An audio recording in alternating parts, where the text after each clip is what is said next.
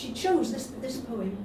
So again, another example of crossing borders. This is entirely a British context, but it moved Safia so much that she actually wrote, and she wanted to know who is this Alison? Anyway, here we go. Mother and daughter. I wrote this in 2016. It starts in Horsham in 1982 during the Malvinas crisis or Falkland War. Then we go London 2003, time of the illegal, immoral invasion of Iraq, and then up to date, more or less, Hythe 2016. So mother and daughter, about the relationship between mother and daughter.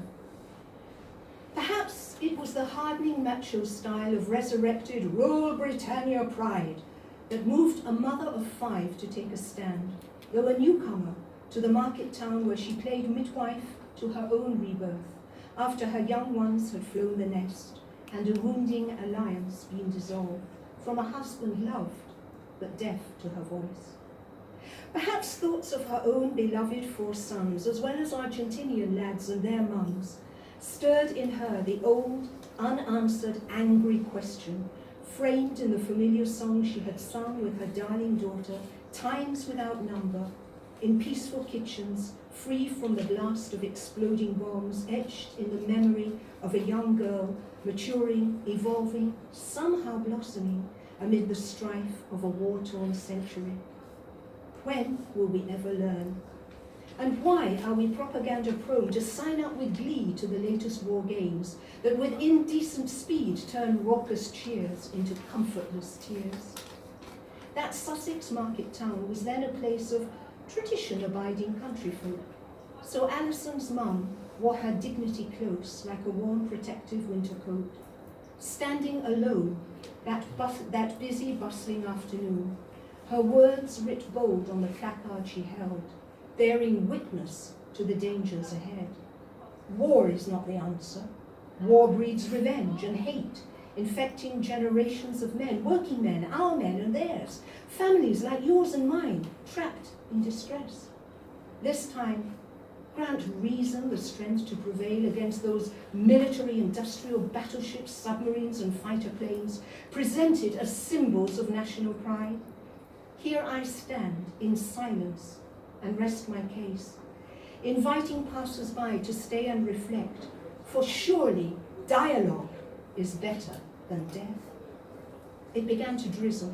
Drizzle turned to rain, but still she stood, no longer afraid. And gradually others came to share her vigil for peace in that gathering storm, for they knew that if those beating war drums won, the outcome would still leave matters unresolved. This image, imprinted on her daughter's memory, of a mother abandoning habitual shyness and reticence, gave that daughter the gift of courage to join the millions marching in London against a pre-planned illegal invasion that would dismember a fragile nation. So what to do when faced with failure after so many peaceful demonstrations? The daughter pondered, perplexed and troubled. The fear of futility hanging heavy, world weariness draining her energy, closing her eyes, head in hands, unbidden, an image of calm broke through the clouds, as once again she saw her younger self standing beside the mother she missed, kettle on the boil in the family kitchen, 2 voices rising like songbirds in flight, singing for peace in gentle defiance.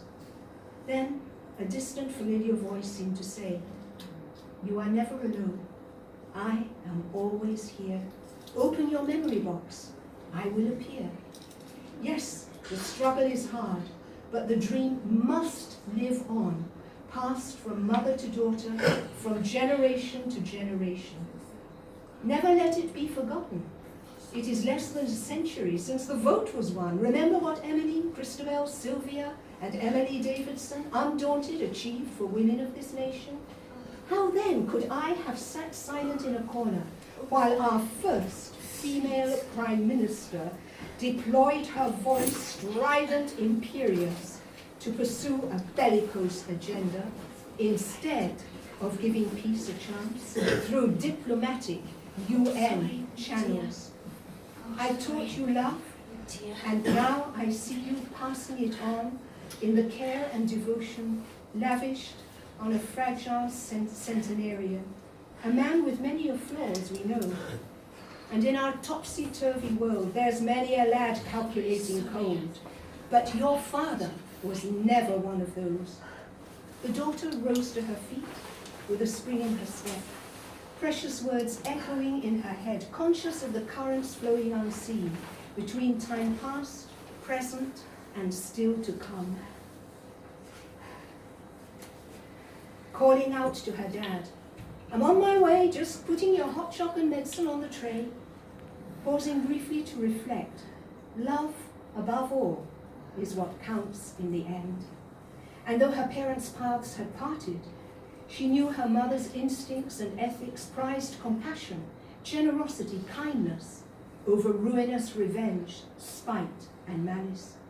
Yes, love was the lesson her mother had taught her, a lesson priceless, timeless, universal, informing the lives of the world's limelight-averse, exemplary citizens.